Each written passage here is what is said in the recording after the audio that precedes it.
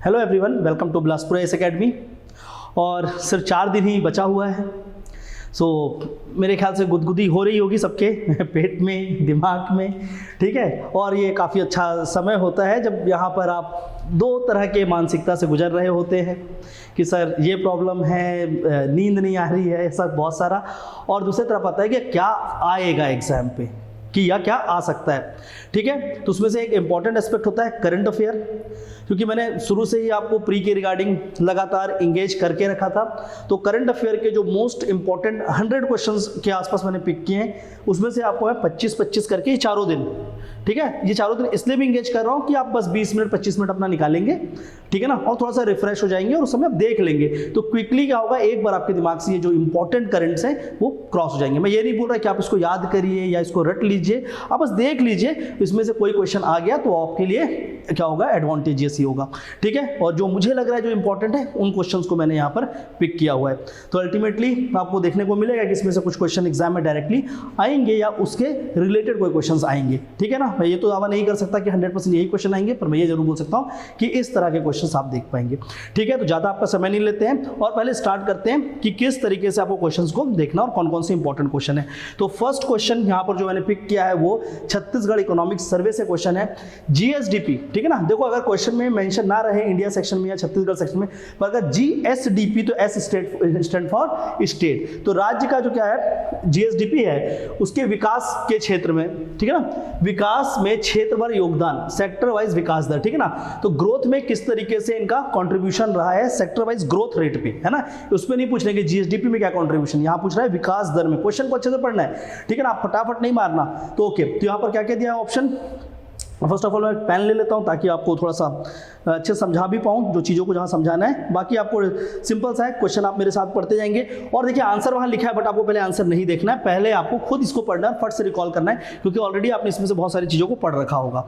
Okay चलिए, तो एक एक करके स्टार्ट करते हैं, सारे क्वेश्चन को देखेंगे और ज़्यादा बड़ा वीडियो नहीं होगा ये, ठीक है, क्योंकि मुझे भी पता आपका टाइम प्रीसियस है और इस समय आपको अपने साथ रहना ज़्यादा ज़रूरी है बजाय किसी भी वीडियो से। ओके, तो आते हैं पहला question. In GSDP 22-23 sector wise contribution in growth rate, sector wise growth rate, और उसके बाद सेक्टर दिया एग्रीकल्चर, इंडस्ट्री, सर्विसेज, और यहाँ पर कुछ डेटा दिए हुए हैं, ठीक है। तो सेक्टर वाइज विकास दर कृषि 7.83, उद्योग 5.93, सेवा 9.21। कोड क्या हमारा कि ओनली 1 पेयर इज करेक्ट, केवल 1 जोड़ा सही है, केवल 2 जोड़े सही हैं, only 2 pair is correct. Third is only 3 pair are correct and fourth is none of this, इनमें से कोई नहीं। तो इसका आंसर क्या होगा, इसमें केवल एक ही पेयर सही है और वो कौन सा है, सर्विस का जो पेयर है वो सही है 9.21, ठीक है। तो याद रखना जो कृषि का है वो कितना है 5.93 और उद्योग का कितना है 7.83। डेटा वहीं पर है, प्लीज इन डेटा को याद कर लो, ये एग्जाम के लिए काफी इंपॉर्टेंट है। तो इस डेटा को याद रखेंगे विकास दर के हिसाब से, ठीक है ना, ग्रोथ रेट के हिसाब से। पिछले साल पूछा गया था सेक्टर का कंट्रीब्यूशन कितना कितना प्रतिशत योगदान रहा है, तो मुझे लगता है कि योगदान के छोड़कर अगर फिर से उसी चीज पे क्वेश्चन बनने पे नजर जाएगा तो विकास दर पे ही जाएगा, इसलिए क्वेश्चन यहां पर क्या है विकास दर से संबंधित है, प्लीज इसको ध्यान रखेंगे। आंसर क्या होगा, ए होगा इसका आंसर, केवल 1 जोड़ा सही है। ओके, नाउ क्वेश्चन नंबर 2 की ओर चलते हैं। नेक्स्ट क्वेश्चन है छत्तीसगढ़ मिलेट मिशन कब शुरू हुआ था, ठीक है ना। छत्तीसगढ़ मिलेट मिशन, इस आपको पता ही है कि ये वर्ष क्या है, इंटरनेशनल ईयर ऑफ मिलेट, इसको तो बिल्कुल नहीं भूलना है। इंटरनेशनल ईयर ऑफ मिलेट किसने घोषित किया आप ये भी देखेंगे, ठीक है। तो इंटरनेशनल ईयर ऑफ मिलेट जो चल रहा है उसको देखते हुए हमारे यहाँ पर भी क्या किया गया, मिलेट मिशन लागू किया गया, भारत सरकार ने अपने यहाँ भी किया रखा है। तो छत्तीसगढ़ मिलेट मिशन कब शुरू किया गया था, कब किया गया था, सितंबर 2021, सितंबर 2021 में स्टार्ट किया गया था Chhattisgarh millet mission. Very important question, अच्छे से करके जाना, इस साल मिलेट से प्रश्न आने की पूरी संभावना है क्योंकि इंटरनेशनल ईयर ऑफ मिलेट चल रहा है। ओके, इसके बाद आते हैं अगले प्रश्न में।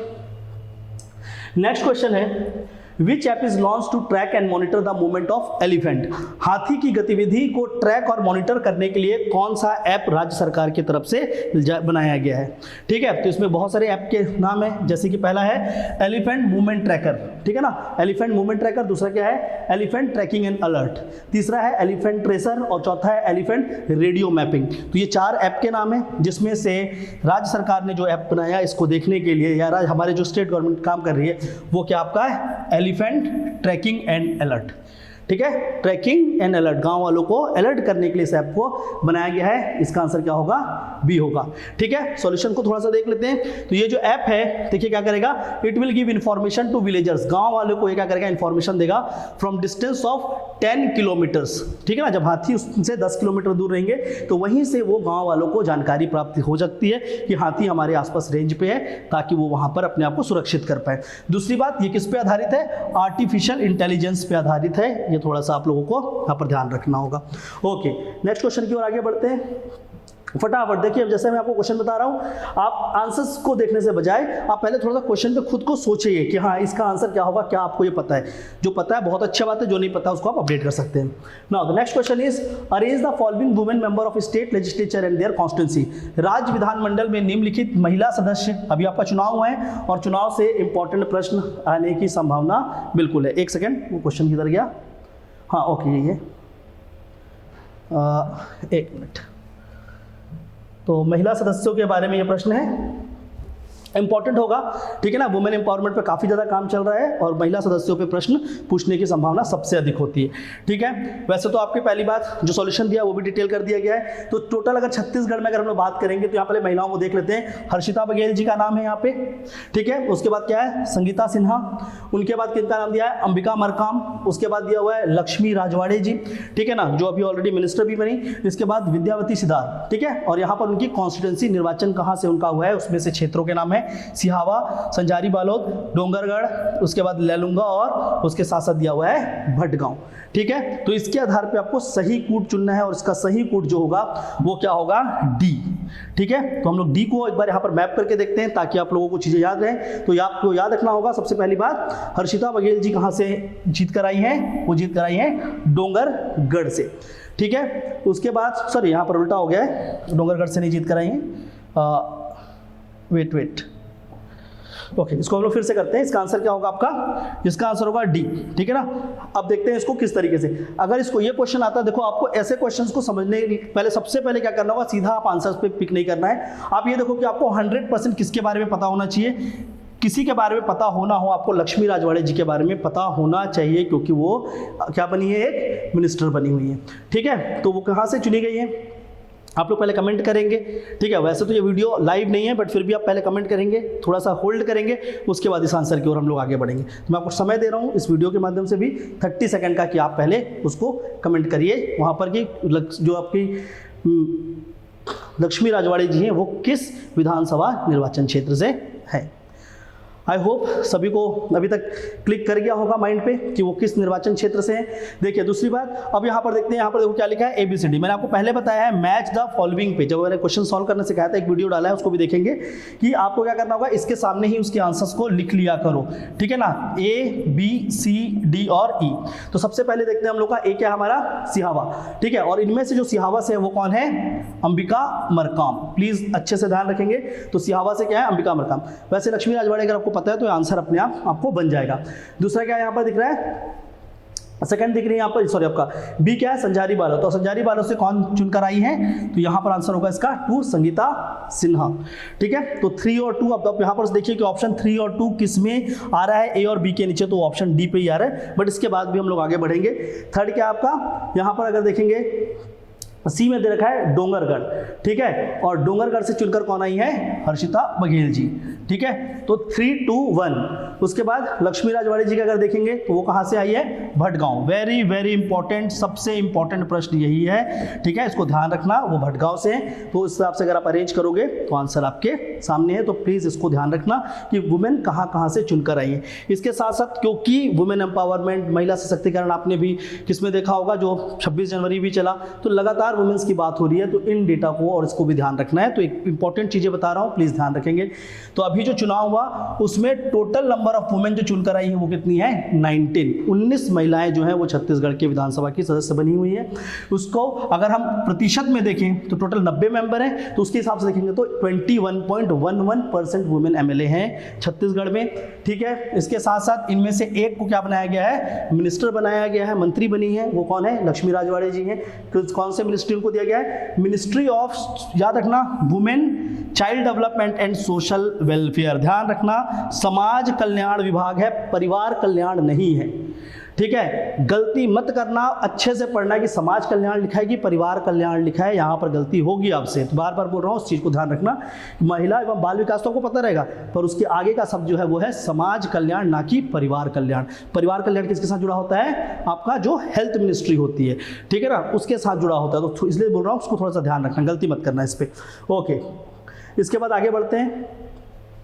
अगला प्रश्न यहाँ पर छत्तीसगढ़ की जो अनुपूरक बजट आई थी उससे संबंधित, आज जिस अभी अब जो वो कर रहे हैं तो आज एक और बजट आया होगा, लेकिन ये बजट तो पेपर बनने के बाद ही आया है। तो अनुपूरक बजट जो था वहाँ से प्रश्न अगर बनाना चाहें तो वहाँ से प्रश्न बन सकता है। तो ये कुछ अनुपूरक बजट में जो डेटा थे उस डेटा के हिसाब से यहाँ पर कुछ डेटा है, इसको प्लीज़ ध्यान रखना। चलिए देखते हैं एक एक करके। तो पहला है राज्य अनुपूरक budget, consider the following statement about the supplementary budget. जो सप्लीमेंट्री बजट आया था मेन बजट से पहले, उसके बारे में।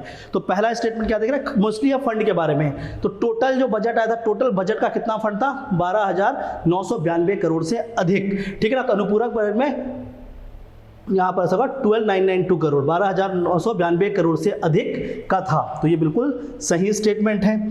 दूसरा स्टेटमेंट क्या बोलता है? 2 साल के बोनस भुगतान के लिए 3800, ठीक है, 3800 करोड़ रुपए दिए गए थे, ठीक है ना। 2 साल के बजट को, बोनस को देने के लिए कितना रुपए दिया गया? 3800। प्लीज रिकॉल करिए, 3800, ठीक है। थर्ड स्टेटमेंट यहाँ पर क्या बोल रहा है?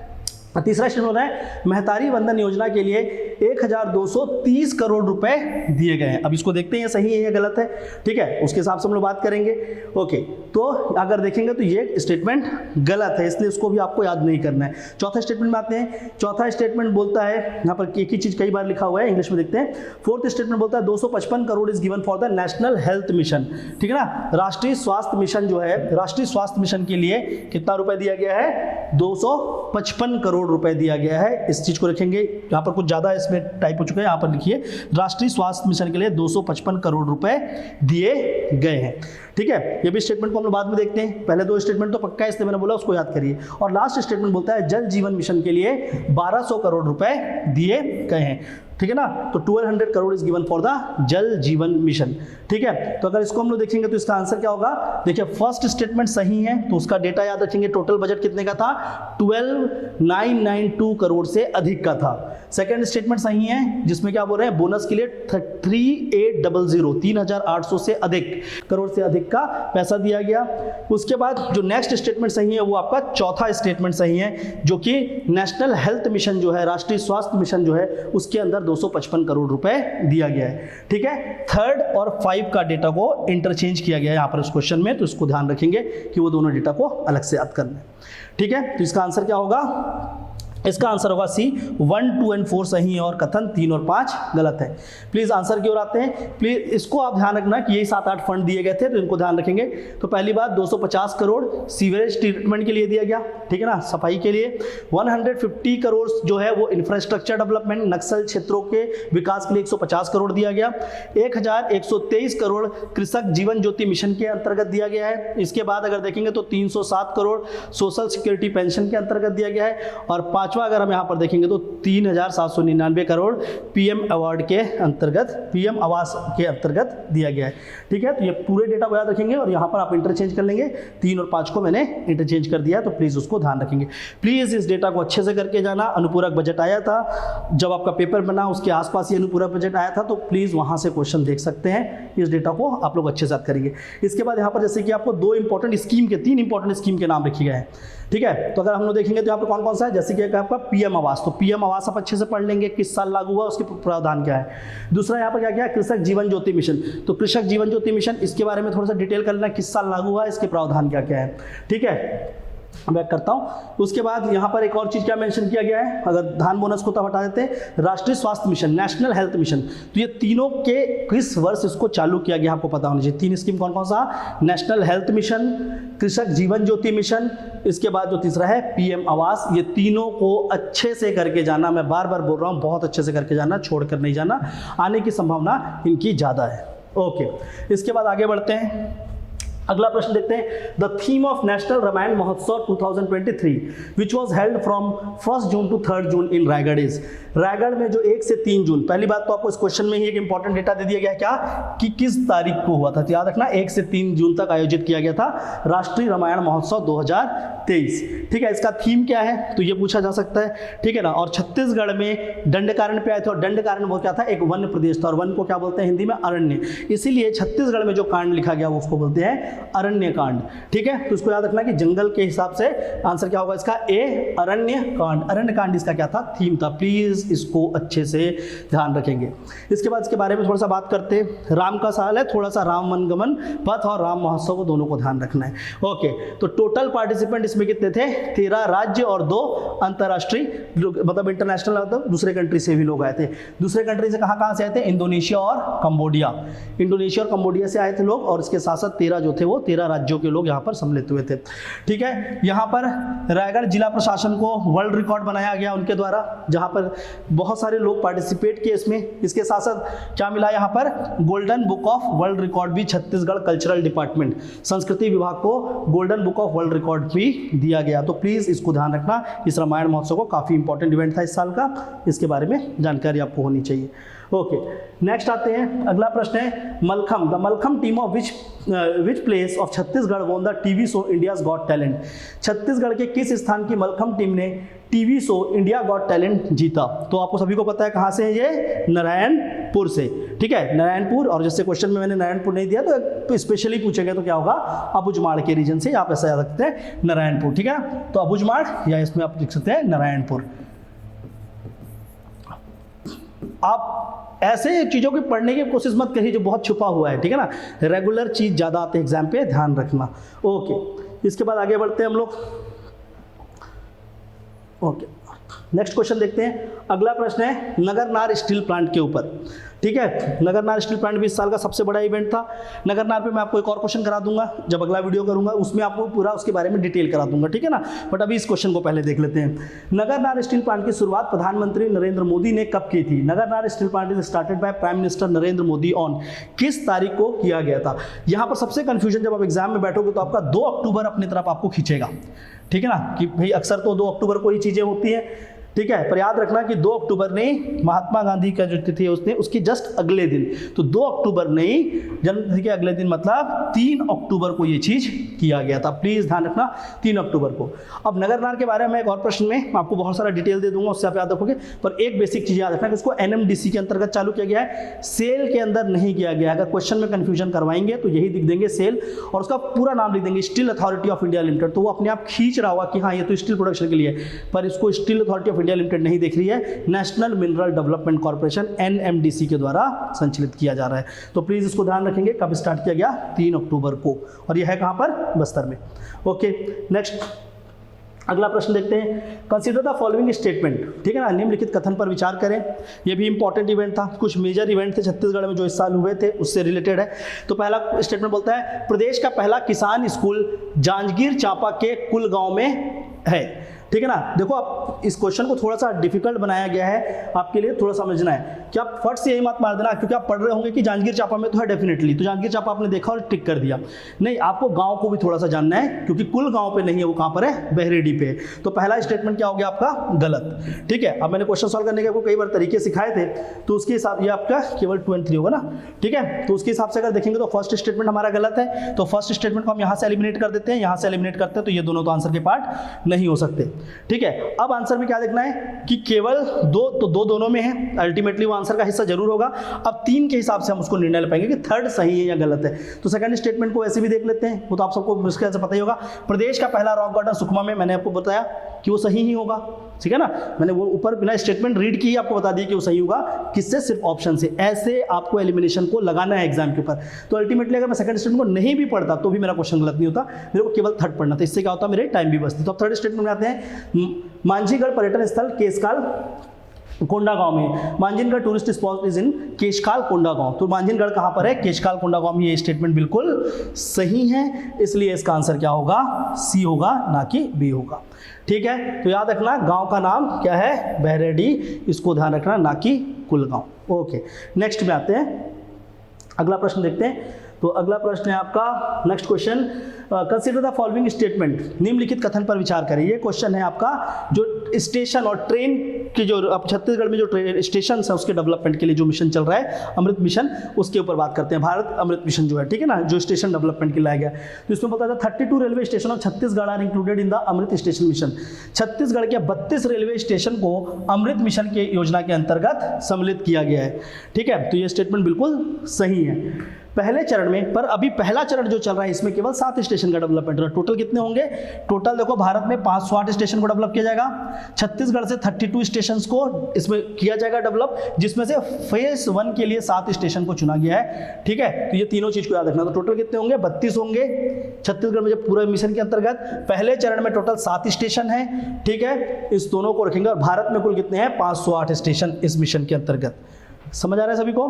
तो इसके हिसाब से अगर देखेंगे तो दोनों ही स्टेटमेंट क्या है? सही है। और सॉरी, एक मिनट, यहां पर पूछा गया है तो दोनों ही स्टेटमेंट हमारे क्या है? सही है। पर क्वेश्चन में क्या पूछा गया? गलत कूट चुने, ठीक है। इस चीज को अच्छे से ध्यान रखना है कि क्वेश्चन क्या पूछा गया है? इनकरेक्ट। तो इनकरेक्ट क्या है? दोनों ही सही है, इनकरेक्ट कुछ भी नहीं है। तो इसलिए इसका आंसर क्या होगा? ना तो 1 ना ही 2, क्योंकि दोनों ही स्टेटमेंट सही है। थोड़ा सा आंसर पे आता हूं मैं और आपको बात करते हैं इसके ऊपर। तो टोटल यहां पर याद रखना, सॉरी 508 स्टेशन पूरे इंडिया पे चुना गया है, जिसमें से 32 छत्तीसगढ़ में है और 7 जो है अभी वर्तमान में, उसको अच्छे से ध्यान रखेंगे, ठीक है। तो 7 को हम लोग अच्छे से देख लेते हैं। अब ट्रेन के हिसाब से ही देखते हैं। अगर आप लोगों ने इसके ऊपर मैप प्रैक्टिस किया होगा तो ये आपके लिए बहुत आसान हो जाएगा, ठीक है। तो सबसे पहले हम लोग देखो यहाँ पर एक ट्रेन पर बैठ जाते हैं और ट्रेन से हम कहाँ चलते हैं, ठीक है। हमारी पूरी की पूरी जर्नी कहाँ से होगी? जांजगीर से हम लोग रायपुर से इधर निकलेंगे, ठीक है, ध्यान रखना। तो सबसे पहले हम लोग जांजगीर पे आते हैं और जांजगीर जिला जो है वहाँ पर आपको जगह पड़ेगा अकलतरा, ठीक है। तो पहले आप कहाँ पहुंचोगे? जांजगीर से आओगे तो सबसे पहले देखो यहाँ पर क्या दिख रहा है आपका? अकलतरा। तो आप सबसे पहले किधर चले जाओगे? अकलतरा। पहले इस स्टेशन को देख लेते हैं, बाकी फिर बाद में देखते हैं, ठीक है। अब इस लाइन पे इसके बाद आपको क्या दिख रहा है? तिल्दा नेवरा, जो कहाँ पर है? रायपुर के पास। तो रायपुर के पास क्या आएगा आपका? तिल्दा नेवरा, ठीक है, तिल्दा नेवरा। इसके बाद अगर हम लोग आगे बढ़ेंगे तो क्या पड़ेगा? रायपुर। तो यहाँ पड़ेगा आपको रायपुर रेलवे स्टेशन, ठीक है। तो अकलतरा, तिल्दा नेवरा, उसके बाद पड़ेगा रायपुर। रायपुर के बाद आगे बढ़ेंगे तो क्या पड़ेगा? Bhilai power house. Bhilai power house station पड़ेगा और भिलाई पावर हाउस के बाद जस्ट उसके बगल में पड़ता है दुर्ग स्टेशन, ठीक है। तो ये तो 5 एक ही लाइन में आपको दिख जाएंगे जो कि डायरेक्ट ट्रेन रूट पे है। इसके बाद जो बच रहा है वो एक और क्या बनेगा अलग से? महासमुंद। तो महासमुंद को बस आपको अलग से याद रखना है, बाकी नहीं तो इसी रेल रूट पे दिखेगा, ठीक है। तो प्लीज इसको ध्यान रखना कि कौन कौन से स्टेशन है, अच्छे से इसको समझ के जाएंगे। ओके, आगे बढ़ते हैं। आगे अगला क्वेश्चन है। तो यहाँ तक ये क्या थे? छत्तीसगढ़ के कुछ इंपॉर्टेंट क्वेश्चन थे। अब हम लोग थोड़ा इंडिया पे बात कर रहे हैं। डेली ऐसे ही करेंगे, कुछ छत्तीसगढ़ का क्वेश्चन लेंगे, कुछ इंडिया का, और चारों दिन में आपको 25-25 क्वेश्चन करके लेकर जाऊंगा। प्लीज इसको अच्छे से ध्यान रखना, इनमें से आपको क्वेश्चंस वहाँ पर एग्जाम में हेल्प कर रहे होंगे। ओके, अब नेशनल लेवल के ऊपर आते हैं और नेशनल लेवल के ऊपर देखते हैं कि कौन कौन से प्रश्न आपको एक यहाँ पर परेशान कर सकते हैं या बोल सकते हैं कौन कौन से क्वेश्चन इंपॉर्टेंट है, ठीक है। तो एक एक करके देखते हैं नेशनल लेवल के क्वेश्चन, ठीक है। पहला क्वेश्चन है, एक राष्ट्र एक चुनाव, 1 नेशन 1 इलेक्शन, जो कि एक बहुत बड़ा साल भर का थीम था, इशू था। तो उसको करवाना है कैसे, कैसे उसको किया जाएगा, उसके लिए एक समिति गठित की गई, ठीक है। एक राष्ट्र एक चुनाव समिति का गठन किसके नेतृत्व में किया गया है? The committee on 1 nation 1 election is constituted under the leadership of, तो इसके लीडर होंगे हमारे पूर्व राष्ट्रपति रामनाथ कोविंद जी, ठीक है। आंसर इसका क्या होगा? ए होगा, रामनाथ कोविंद, ठीक है। इस कमेटी में काफी बड़े बड़े लोग सदस्य हैं, टोटल 8 मेंबर हैं इसमें, ठीक है ना। तो कमेटी में कितने सदस्य हैं? 8 सदस्यीय कमेटी है, जिसके अंतर्गत कौन कौन है? रामनाथ कोविंद जी हैं, अमित शाह, अधीर रंजन चौधरी, गुलाम नबी आजाद, एनके सिंह, सुभाष कश्यप, हरीश साल्वे एंड संजय कोठारी। तो ये कुछ लोग हैं जो कि इस मिशन में बोल सकते हैं इस कमेटी के सदस्य हैं। तो 8 मेंबर की कमेटी है, 8 मेंबर्स इंपॉर्टेंट है, थोड़ा सा इसको अच्छे से करके जाएंगे आप लोग। ओके, इसके बाद नेक्स्ट क्वेश्चन देखते हैं। अगला क्वेश्चन है, in the recently concluded cricket world cup, cricket world cup अच्छे से पढ़ के जाना। मैंने एक प्रश्न यहाँ से चुना है, लेकिन टॉपिक आप याद रखो कि क्रिकेट वर्ल्ड कप हमको पढ़कर जाना है, क्योंकि इस साल भारत में क्रिकेट वर्ल्ड कप हुआ, एक बड़ा इवेंट था, तो प्लीज़ अच्छे से करना। और सबसे ज़्यादा फेमस जो हुए इस क्रिकेट वर्ल्ड कप में इंडिया की तरफ, भले कि विराट कोहली ने बहुत सारे रन बनाए, पर मोहम्मद शमी काफ़ी ज़्यादा हाईलाइटेड हुए थे, तो उनके बारे में थोड़ा सा ज़्यादा ध्यान रखना है। और उनको अर्जुना पुरस्कार भी मिल गया इस साल, तो इसलिए वो और भी इंपॉर्टेंट हो जाते हैं। ओके, हाल ही में संपन्न क्रिकेट विश्व कप में मोहम्मद शमी ने कितने विकेट के साथ शीर्ष विकेट लेने वाले गेंदबाज बने थे? अब विराट कोहली ने कितने रन बनाए थे वो भी देख लेना उनके हिसाब से, ठीक है। पर अभी यहाँ विकेट की बात करते हैं। तो मोहम्मद शमी जो है उनको कितने विकेट लिया उन्होंने? 24 विकेट लिए थे, आंसर होगा इसका सी। और उनको इस साल क्या मिला है? अर्जुन अवार्ड। इस साल के अर्जुन अवार्ड के 2 इंपॉर्टेंट लोग हैं, एक तो आपके शमी है, दूसरी है शीतल देवी। पैरा ओलंपिक्स की एक बहुत इंपॉर्टेंट प्लेयर थी, उनका भी नाम इस साल काफ़ी हाईलाइटेड रहा, तो शीतल देवी को भी आप याद रखेंगे, ठीक है। और इसके साथ साथ जिनको खेल रत्न अवार्ड इस साल का मिला है, तो आप दोनों को नाम याद रखना होगा, ठीक है ना। तो मैं अगले कुछ एक आध क्वेश्चन नेक्स्ट वाले उसमें करवा दूंगा उसके रिगार्डिंग भी, ताकि आपका वहाँ से प्रैक्टिस हो जाए। ओके, आगे आते हैं। Which among the following is the India's first wetland city? Bharat की पहली आर्द्रभूमि शहर, first wetland city. Ramsar wetland sites बहुत सारे भारत में, 75 हो गए, ठीक है ना।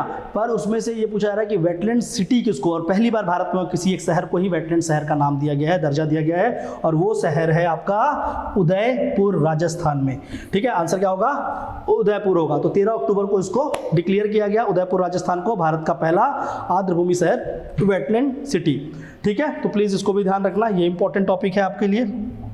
ओके, इसके बाद आगे बढ़ते हैं। Which state has the highest per capita income at constant price? स्थिर मूल्य पर किस राज्य की प्रति व्यक्ति आय सबसे अधिक है? ऑप्शंस देखेंगे अभी, उसके बाद आंसर आपको पता होगा तो बात अलग है, नहीं तो इस क्वेश्चन में डेफिनेटली एग्जाम में गलत करके आ जाते हैं। ऑप्शन क्या क्या दिया है? हरियाणा, तमिलनाडु, कर्नाटक और राजस्थान, ठीक है। तो अगर एक प्रकार से देखोगे तो इस क्वेश्चन का आंसर हरियाणा है, और ये चीज अगर एग्जाम में डायरेक्टली बिना पढ़े आ जाता तो कोई भी इसको सही नहीं करता, ठीक है। तो आंसर क्या होगा इसका? प्लीज ध्यान रखना, हरियाणा, ठीक है ना। स्थिर भाव पे सबसे अधिक कौन है? हरियाणा ही है, ठीक है। तो यहाँ पर देखो कांस्टेंट प्राइस सबसे पहला क्या है? हरियाणा नंबर 1 पे है, दूसरे नंबर पे कर्नाटक है, तीसरे नंबर पे तमिलनाडु है। किसमें? स्थिर भाव पे, स्थिर मूल्य पे, कांस्टेंट प्राइस पे, ठीक है। पर अगर करंट प्राइस पे देखें, ठीक है ना, मार्केट प्राइस में अगर देखें या करंट प्राइस पे देखें तो सबसे ज्यादा कौन है? तेलंगाना है, दूसरे नंबर में कर्नाटक है और तीसरे में हरियाणा। तो दोनों को अलग से याद रखेंगे कि कांस्टेंट प्राइस और करंट प्राइस, ठीक है ना, स्थिर भाव पे और प्रचलित भाव पे। तो प्रचलित भाव पे ये है और स्थिर भाव पे ऊपर वाले, प्लीज इसको ध्यान रखना, इंपॉर्टेंट है। ओके, नेक्स्ट अगला प्रश्न देखते हैं। अगला प्रश्न होता है consider the following about PM Vishwakarma. एक योजना चालू हुई पीएम विश्वकर्मा, उस पीएम विश्वकर्मा की योजना के बारे में हम लोग बात करते हैं। इस योजना के लिए आवंटित कुल धनराशि की 2023-24 से 27-28 के लिए 13,000 करोड़ है। तो टोटल फंड इस स्कीम के लिए कितना दिया गया है? इस स्कीम के लिए टोटल फंड दिया गया है 13,000 करोड़ रुपीस, ठीक है ना। 23-24 से लेकर कब तक चलेगा? 27-28 तक चलेगा। ये एक प्रकार का क्या है? It is a central sector scheme, या एक केंद्रीय क्षेत्र की योजना है, ठीक है। वो जो ऐसी योजना जहां पर पूरा का पूरा धन कौन देगा? केंद्र सरकार ही देगी, उसको बोलते हैं सेंट्रल सेक्टर स्कीम। ओके, इसके बाद तीसरा स्टेटमेंट यहां पर बोलता है इस योजना के अंतर्गत 16 पारंपरिक व्यापारों को शामिल किया गया है। Under this scheme 16 traditional trades are covered. तो 16 को कवर नहीं किया गया है, यहाँ पर टोटल 18 पारंपरिक चीजों को कवर किया गया है, ठीक है। तो 18 जैसे कि बुनकर हैं, ठीक है ना, जैसे कि क्या आपके मोची हैं, तो ऐसे लोगों को, कॉबलर्स हैं, इन सारे के सारे उनको इसमें इंक्लूड किया गया। तो 16 नहीं, वहाँ पर क्या होगा? 18। तो ये अल्टीमेटली क्या होगा? 1 इसमें सही है और सेकंड सही है, थर्ड स्टेटमेंट गलत है, ठीक है। अगर हम लोग अपने जो लॉजिक्स मैंने आपको सिखाया था, अगर यहाँ पर आप देखते तो अगर आपको पहले ही पढ़े थे कि थर्ड गलत तो थर्ड को एलिमिनेट कर देते तो भी आपका आंसर क्या आ जाता? डी आ जाता, और इसका आंसर क्या होगा? डी होगा। ओके, चलो नेक्स्ट पे चलते हैं। अगला प्रश्न, ज़्यादा प्रश्न मैं आपको नहीं लेके जाऊंगा, थोड़े थोड़े करके करेंगे, और 3-4 दिन जो है 10-15 मिनट जो आप निकालोगे उसमें से देखना आपको फायदा होगा। Okay, consider the following statement about Chandrayaan 3। इस साल का सबसे इंपॉर्टेंट क्वेश्चन चंद्रयान है। देखो, चंद्रयान आप पढ़ रहे हैं, आदित्य L1 पढ़ रहे हैं, ये तो करके चले गए सबके सब, है ना। आप ये मत भूल जाना कि इसरो से संबंधित भी कुछ चीजें पढ़ लेना, खास कर क्या पढ़ लेना? इसरो की लॉन्च स्टेशन कहाँ पर है, सैटेलाइट कहाँ पर बनता है, टेलीमेट्री सेंटर कौन सा है, ठीक है ना। कुछ अहमदाबाद में है, कौन सा आपका बेंगलोर में है, कौन सा आपका तिरुवनंतपुरम में है। प्लीज उसको करके जाना, ये बस मत करके जाना कि हो गया करंट अफेयर नाम में जाने चंद्रयान को देख लिया। इसरो के कौन से सेंटर कहाँ पर है, इसको एक बार प्लीज कर लेना, ये मेरा आपसे रिक्वेस्ट है, ठीक है। आप वहाँ पर जाके अच्छा महसूस करेंगे कि आपने एटलीस्ट उस पोर्शन को नहीं छोड़ा। 10 मिनट लगेगा, खाली नाम देखना है, उसके बाद आपका काम हो जाएगा, ठीक है ना। अंतिम मोमेंट में करने की चीज़ है ना, शुरू से करके रखने की चीज़ नहीं। अंतिम मोमेंट बस उसको फट से एक बार देख लिया, एग्जाम में क्लिक किया, आपने टिक कर दिया। ओके, चलो आते हैं तो चंद्रयान 3 के बारे में देखते हैं। क्वेश्चन आसान है कि हार्ड है वो देखते हैं, अभी आप लोग कितना समझ पाते हैं इसको। पहला स्टेटमेंट बोलता है India become the first country on 23 August 2023 to successfully land on the moon and this day will now be celebrated as a national space day। Bharat 23 अगस्त, पहली बात तो इस दिनांक को अच्छे से रखो, 23 अगस्त 2023। अगर याद करने में दिक्कत होगा तो याद रखना 2023 था और 2023 का 23 था, तो ऐसे तो याद हो गया, तो 23 तो पक्का याद हो जाएगा, 2023 में हुआ एक काम। अब बस आपको अगस्त का महीना याद करना है, ठीक है। तो 23 अगस्त 2023 को चंद्रमा पर सफलतापूर्वक उतरने वाला पहला देश बना। देखो यहाँ पर क्या लिखा है मैंने, चंद्रमा पर सफलतापूर्वक, नहीं, उसके दक्षिणी ध्रुव पर। चंद्रमा पे तो पहले और भी कंट्री उतर चुके हैं, तो भारत चंद्रमा में उतरने वाला पहला नहीं बना, दक्षिणी ध्रुव पे। तो पहला स्टेटमेंट यहाँ पर क्या है, गलत है। अब पहला स्टेटमेंट गलत है तो मैं सीधा क्या करूंगा, 2 और 3 पढ़ने से पहले आऊंगा यहाँ पर, क्योंकि यहाँ पूछा क्या गया है, सही कूट चुने, और सही के हिसाब से देखेंगे तो 1 एलिमिनेट, 1 एलिमिनेट, 1 एलिमिनेट, आंसर क्या होगा, इसका आंसर बी होगा, वहां पर दिख भी रहा है, पर फिर भी हम बाकी स्टेटमेंट को ही पढ़ेंगे। दूसरे स्टेटमेंट में आते हैं, ठीक है। आप याद रखना कि 23 अगस्त 2023 को नेशनल स्पेस डे मनाया जा रहा है, ये तो सही बात है, लेकिन उस दिन भारत दक्षिणी ध्रुव पे, साउथ पोल पे उतरने वाला फर्स्ट बना है, ना कि चंद्रमा पे। सेकंड स्टेटमेंट क्या है, चंद्रयान 3 में लैंडर और रोवर तो हैं लेकिन ऑर्बिटर नहीं है, तो बिल्कुल सही स्टेटमेंट है ये कि लैंडर और रोवर है और ऑर्बिटर नहीं है। लैंडर का नाम विक्रम है, ठीक है, याद रखना, और रोवर क्या था, प्रज्ञान। ओके, इसमें इसे 14 जुलाई को LMV-3 रॉकेट के उपयोग करके लॉन्च किया गया था, ठीक है। तो इसका लॉन्च कब हुआ था, 14 जुलाई को हुआ था, और LMV-3 रॉकेट के माध्यम से इसको किया गया था। चंद्रयान पे मैं आपको और भी क्वेश्चन कराऊंगा, जो प्रोबेबल क्वेश्चन यहाँ पर बन सकता है। इसका आंसर क्या होगा, बी होगा, ठीक है। इसके बाद अगले प्रश्न की ओर आगे बढ़ते हैं। अगला प्रश्न सी, पिछले 2 सालों से आपको ये देखने को मिल रहा है कि लगातार CGPSC इंटरनेशनल इवेंट्स को पूछ रहा है, अंतर्राष्ट्रीय चीज़ों को पूछ रहा है, तो ऐसी चीज़ों को छोड़ना नहीं। और जो सबसे लेटेस्ट जो हुआ है वो क्या है, ब्रिक्स का सम्मेलन। Consider the following statement, BRICS शिखर सम्मेलन 22 से 24 अगस्त 2023 को ब्राज़ील में हुआ, ठीक है। पहला स्टेटमेंट क्या है कि आपका ब्राजील में ये हुआ, यहाँ पर वही लिखा है इंग्लिश में। सेकंड बोलता था summit concluded by adopting a declaration title Johannesburg two declaration, ठीक है। इस शिखर सम्मेलन का समापन हुई, घोषणा अपनाया गया, उसका नाम क्या था, जोहान्सबर्ग द्वितीय घोषणा। अब आप देखो यहाँ से क्वेश्चन में ट्रिक हो सकता है। अब आपको ये पता है कि ब्राजील लिखा है पहले स्टेटमेंट में, और दूसरा क्या बोलता है, जोहान्सबर्ग। और जोहान्सबर्ग कहाँ पर शहर, ये अफ्रीका का एक शहर है। तो डेफिनेटली या तो स्टेटमेंट 1 सही होगा तो ये गलत होगा, और ये अगर सही होगा तो ये गलत होगा, क्योंकि भाई जहाँ इवेंट हो रहा है घोषणा पत्र तो वहीं के नाम का बनेगा, ठीक है। तो 1 और 2 को अभी रख लेते हैं डाउटफुल में। अब आते हैं थर्ड स्टेटमेंट में, ठीक है। तो तीसरा स्टेटमेंट देख लेते हैं, इस शिखर सम्मेलन में सर्वसम्मति से 6 देश को पूर्ण सदस्य बनाने के लिए आमंत्रित करने का निर्णय लिया गया है। The summit has unanimously decided to invite 6 country to become a full member. 6 को किया गया था, अर्जेंटीना भी शामिल था, अर्जेंटीना ने मना कर दिया है, ठीक है। तो थर्ड स्टेटमेंट यहाँ पर अगर देखेंगे तो थर्ड स्टेटमेंट क्या है, यहाँ पे सही है, ठीक है। तो अब थर्ड स्टेटमेंट तो देखो सब में ही है। तो अल्टीमेटली ये क्वेश्चन एक टफ क्वेश्चन है, क्योंकि आपको एग्जैक्टनेस से चीज़ें पता होनी चाहिए, ठीक है। अब इन दोनों में से एक ही सही हो सकता है, तो इसके लिए आपको फुल इन्फॉर्मेशन नहीं है तब तक इस क्वेश्चन को सॉल्व मत करना। अब इन्फॉर्मेशन ये है कि इस साल कहाँ हुआ था, साउथ अफ्रीका में हुआ था। तो पहला स्टेटमेंट गलत है, सेकेंड और थर्ड यहाँ पर सही है, आंसर इसका होगा सी, ठीक है। तो इस तरह के क्वेश्चन जो आते हैं ना, कई लोग मेरे से पूछते हैं सर किस में तुक्का मारना है कि नहीं मारना है, तो ऐसे क्वेश्चन में तुक्का नहीं मारना है, ठीक है। क्लियर इन्फॉर्मेशन जब तक नहीं है आपके पास मत मारना, ठीक है। ओके, नेक्स्ट क्वेश्चन में आते हैं, which among the following country border the Red Sea. गलती से भी ये काम मत कर देना कि आप इस साल रेड सी, लाल सागर को नहीं देखकर जा रहे हैं, इजराइल को देखकर नहीं जा रहे हैं, उसके बॉर्डर में कौन कौन से देश हैं, कर लेना। ये मत सोचना कि ये यूपीएससी का प्रश्न होता है ऐसा या है। आप देखो करंट अफेयर को सोचो कि करंट अफेयर इस साल क्या था, और ये बहुत इंपॉर्टेंट करंट अफेयर था, ठीक है। तो यहाँ पर मैंने पूछा है कि आपका जो लाल सागर है, रेड सी है, उससे कौन कौन सी देश सीमाएं लगाती हैं, ठीक है। यहाँ पर बहुत सारे ऑप्शंस भी दिए गए हैं, ठीक है।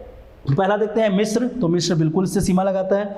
दूसरा आपका सूडान, ये भी लगाता है। तीसरा है अर्ट्रिया, और चौथा क्या है, जिबूती, ठीक है। तो ये चारों के चारों ही इसके साथ बॉर्डर लगाते हैं।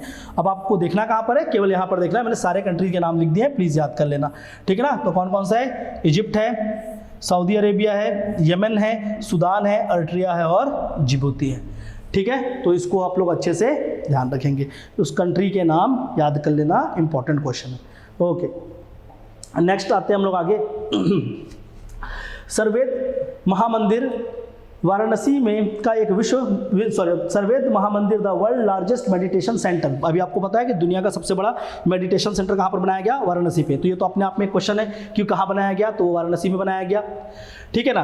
अब इसका जो नाम है सर्ववेद, ठीक है ना, उसका नाम रखा गया है किसके, after the Sarvaved, the spiritual text, एक किताब है जिसका नाम क्या है, सर्ववेद। उस किताब के नाम पर इस मंदिर का नाम रखा गया है, ठीक है ना। ऑथर्ड बाय, जिसको लिखने वाले व्यक्ति का नाम क्या था, जिसको बनाया गया था, सदाफल देवजी महाराज। सदाफल देवजी महाराज ने इस किताब को लिखा है और उसी किताब पे इस मंदिर का नाम लिखा है। ठीक है ना। जो सदाफल देवजी महाराज थे वो किस तरह के योग को स्थापित किए थे? योग तो सबसे पहले पतंजलि ने स्थापित किया था, पर यहाँ पर जो योग की बात हो रही है सर्ववेद के अंतर्गत, उसमें कौन से योग की बात की गई थी? तो आंसर क्या होगा? विहंगम योग आंसर होगा इसका बी। तो प्लीज ध्यान रखना, यहाँ पर कई इंफॉर्मेशन मैंने आपको दे दिया सर्ववेद मंदिर से। पहली बात विहंगम योग एक, दूसरा इंफॉर्मेशन ये है कहाँ पर? वाराणसी पे है। तीसरा ये दुनिया का सबसे बड़ा क्या है? अध्यात्म हो सकते हैं आपका मेडिटेशन सेंटर है।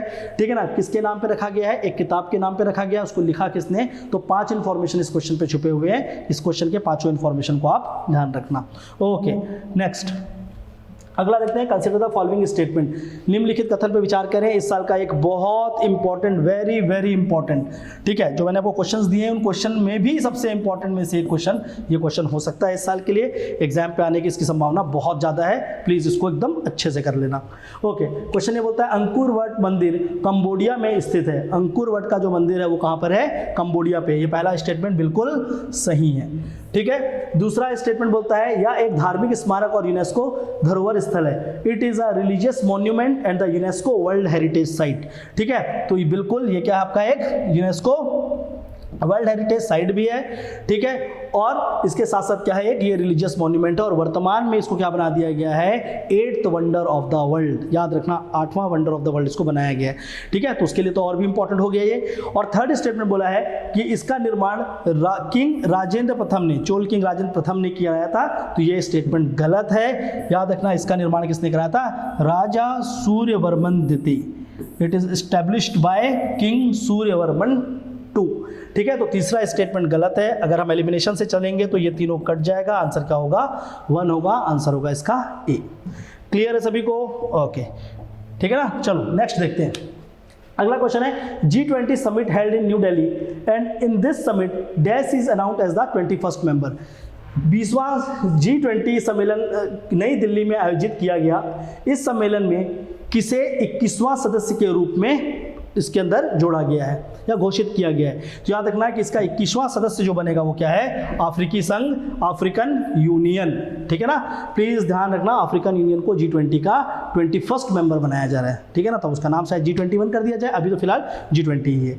ओके, इसके बाद आगे देखते हैं। ये भी एक इंपॉर्टेंट है, यहाँ से आप उम्मीद कर सकते हैं क्वेश्चन आने का। ठीक है ना, और ये इंपॉर्टेंट होगा इस साल के लिए। UNESCO intangible heritage art of the culture. ठीक है ना, जो आपकी क्या है, ये विरासत होती है। ओके, देखते हैं। गुजरात के गरबा नृत्य को यूनेस्को की अमूर्त सांस्कृतिक विरासत के रूप में सूची में शामिल किया गया है। Garba dance of Gujarat is included in the UNESCO intangible cultural heritage list. India now has 15 element register in this list. Bharat के पास अब इस सूची में 15 क्या है, अलग अलग विरासत चीजें हैं। ठीक है, तो यहाँ पर दोनों ही स्टेटमेंट क्या है, सही है। प्लीज ध्यान रखना कि टोटल 15 इसमें सम्मिलित हैं और अभी वर्तमान में किसे जोड़ा गया है? गुजरात के गरबा नृत्य को। यहाँ पर मैंने आपको 15 का नाम दिया है, प्लीज इस जी को अच्छे से याद कर लेना। एक है रामलीला, योग, कुटियट्टम, रामम, मुदियट्टू, कलबिला, चाउ डांस, संकीर्तन, उसके बाद क्या है? Buddhist chanting of Ladakh. ठीक है, Navroz, Kumbh Mela, Durga Puja, traditional brass and copper craft of utensil making in Punjab, Ramlila, और उसके साथ साथ क्या है आपका लास्ट में आपका दिख रहा है वहाँ पर गरबा। ठीक है ना, शायद इसमें एक कुंभ मेला छुटा हुआ है, कुंभ मेला हुआ, रामलीला 2 बार लिखा है, प्लीज इसमें कुंभ आप लोग अपडेट कर लेंगे। 14 जो था वो बना था कुंभ। ठीक है, तो प्लीज यहाँ पर अपडेट कर लेंगे आप लोग। कुंभ होगा और कुंभ के बाद लास्ट में क्या होगा? गरबा। ओके, नेक्स्ट चलते हैं। अच्छा, कुंभ भी उसके साथ मेंशन है, चलो ठीक है, उसको मैं बाद में अपडेट करके आपको दे दूंगा। ओके, इसमें आगे आते हैं, हम लोग देखते हैं। The rank of India in climate change performance index 2024 is. जलवायु परिवर्तन प्रदर्शन सूचकांक 2024। सबसे अधिक क्लाइमेट के ऊपर ही बात हो रही है, तो उसमें भारत किस स्थान पर रहा है? और जितने भी आपके रिपोर्ट आए हैं उसमें से एक ऐसा रिपोर्ट जिसमें भारत ने सबसे अच्छा परफॉर्म किया है। ठीक है, तो इस रिपोर्ट में देखो, सबसे पहली बात तो याद रखना कि अगर इसमें पूछ लेगा फर्स्ट कौन आया, तो पहले के 3 स्थान तो खाली है, तो फर्स्ट, सेकंड और थर्ड तो कोई भी नहीं आया है। चालू हुआ है कहाँ से? 4th से। और चौथे नंबर पे क्या आपका डेनमार्क है, तो डेनमार्क है यहाँ पर सबसे ऊपर, ठीक है। और भारत की अगर बात करेंगे तो भारत का रैंक यहाँ पर क्या है 7वां, ठीक है ना। तो इंडिया यहाँ पर 7th रैंक पे है, प्लीज इसको ध्यान रखना।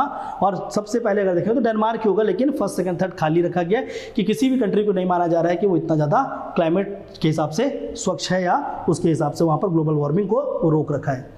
ओके, अगला प्रश्न, आदित्य L1, ये भी इसरो से संबंधित एक प्रश्न। आदित्य L1 मिशन, ठीक है ना, launch using the polar satellite vehicle PSLV, ठीक है ना। याद रखना कि आदित्य L1 को पहली बात तो क्वेश्चन में ही मैंने डिटेल कर दिया है कि PSLV एक्सेल, जिसका नाम है PSLV C57 का उपयोग करके लॉन्च किया गया था। इसमें निम्नलिखित पेलोड में जिनका उपयोग मिशन में किया गया, तो कौन कौन से पेलोड थे इस आदित्य L1 पे, उसको यहाँ पर दिया गया है, ठीक है। बहुत फैक्चुअल क्वेश्चन है, मैं आपको यहाँ पर डायरेक्टली आंसर्स पे आऊँगा और उसके बाद आपको बताऊंगा कि कौन कौन सी चीज़ों को याद रखना, ठीक है। तो इसमें आंसर क्या होगा, इसका आंसर होगा 1, 2 एंड 3, ठीक है। तो अल्टीमेटली देख लेते हैं, इसका आंसर होगा बी। क्या क्या दिया हुआ है यहाँ पर, तो VLEC, आप इसका शॉर्ट फॉर्म याद करके जाइए। दूसरा क्या है सूट, और तीसरा क्या है हीलियोस 1, ठीक है। तो प्लीज़ इसको ध्यान रखना, यहाँ पर देख लेते हैं कि कौन कौन सी चीज़ें हैं, ठीक है ना। तो ये प्लीज़ इन सारे को आप लोग ध्यान रख लेना कि आदित्य L1 पे एस्पेक्स है, उसके बाद क्या है plasma analyser package for Aditya 1, ठीक है। Aditya L1 solar low energy x ray spectrometer, जिसका नाम है सोलेक्स, और मैग्नेटोमीटर, ठीक है। तो ये चार चीज़ और ये 3 चीज़ इसमें टोटल पेलोड है, मतलब इसके साथ वो चीज़ों को भेजा गया है ताकि जो सूरज है, सूर्य की स्टडी अच्छे से कर पाए। तो प्लीज़ इसको ध्यान रखना कि क्या क्या पेलोड थे। ओके, नेक्स्ट क्वेश्चन, PVTG इस साल काफ़ी इंपॉर्टेंट होगा। आप देखोगे कि एक प्रश्न सब डेफिनेटली है कि आपका जनजातियों से खासकर PVTG से रिलेटेड होगा। छत्तीसगढ़ में तो वैसे भी आते हैं, तो PVTG, क्योंकि इस साल PVTG के लिए स्कीम भी लॉन्च किया गया, उसको मैं अगले वाले वीडियो में डेफिनेटली करवाऊंगा, ठीक है।